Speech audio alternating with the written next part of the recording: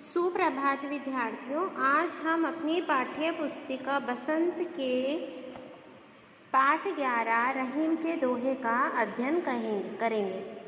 रहीम के दोहे का अभिप्राय है नीति के वचन, नीति की बातें, अर्थात रहीम के दोहे हमें सदा जीवन के लिए कुछ अच्छी बातें बताते हैं ताकि हम उनको अपने जीवन में अर्पण कर सकें और उनको फॉलो कर सकें। कही रहीम संपत्ति सगे बनत बनत बहुरीत, विपत्ति कसौटी जे कसे ते सांचे मीत। अर्थात प्रस्तुत दोहे में रहीम दास जी कहते हैं कि जब तक हमारे पास संपत्ति है अर्थात धन दौलत है, तब तक हमारे बहुत मित्र बन जाते हैं, तब तक हमारे सभी लोग हमारे हितैषी बने रहते हैं। लेकिन जब हम परेशानी में होते हैं तो उस वक्त हमारे साथ कोई नहीं होता, अर्थात सच्चा मित्र वही होता है जो विपत्ति की कसौटी में अर्थात विपत्ति के समय में हमारा साथ देता है। जल परे जल जात बही तजी मीनन को मोहो, रहीमन मछली नीर को तव न छाड़ती छोहो। रहीम दास जी प्रस्तुत दोहे में कहते हैं, जब जाल में मछली को पकड़ा जाता है, जाल में मछली के फंसते ही पानी मछली का मोह छोड़कर उस बह जाता है, जबकि जो मछली है वो जाल में फंसी रह जाती है। लेकिन मछली का क्या है, मछली अपने पानी के मोह के कारण जैसे ही पानी उससे दूर जाता है वह मर जाती है, अर्थात वह पानी का मोह नहीं सहन कर पाती, पानी के मोह को नहीं त्याग पाती और मर जाती है। तरुवर फल नहीं खात है, सरवर पियत न पान, कही रहीम पर काज हित, संपत्ति संचही सुजान।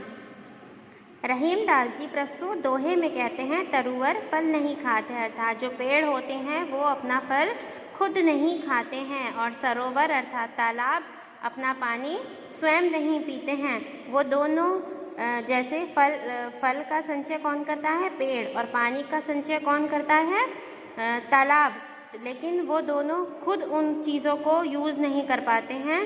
तो वो किसके लिए ये सब संचय करते हैं, दूसरों के हित के लिए। फल कौन खाता है, सभी और लोग खाते हैं, और पानी कौन पीता है, और सभी लोग पीते हैं। इस आधार पर रहीम दास जी कहना चाहते हैं कि सज्जन पुरुष वही है जो धन का संग्रह अपने लिए नहीं बल्कि दूसरों की भलाई के लिए करता है, वही सज्जन पुरुष है।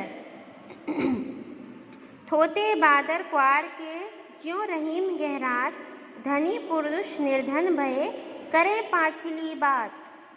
रहीम दास जी कहते हैं कि अश्विन मास में अर्थात क्वार को कहते हैं बेटा अश्विन मास में गरजने वाले बादलों की गरज खोखली होती है, क्योंकि वो बरसात नहीं करते, वो सिर्फ गरजते हैं। इसी तरह जो पुरुष कभी पहले धनी रहे होते हैं और अब वो निर्धन हो जाते हैं, तो वो क्या करते हैं, वो अपनी पिछली बातों को दोहराते रहते हैं, और तो उनके लिए वो जो बीते दिनों की बातें हैं वो क्या होती हैं, बेकार होती हैं, वो उनकी कोई उपयोगिता नहीं होती।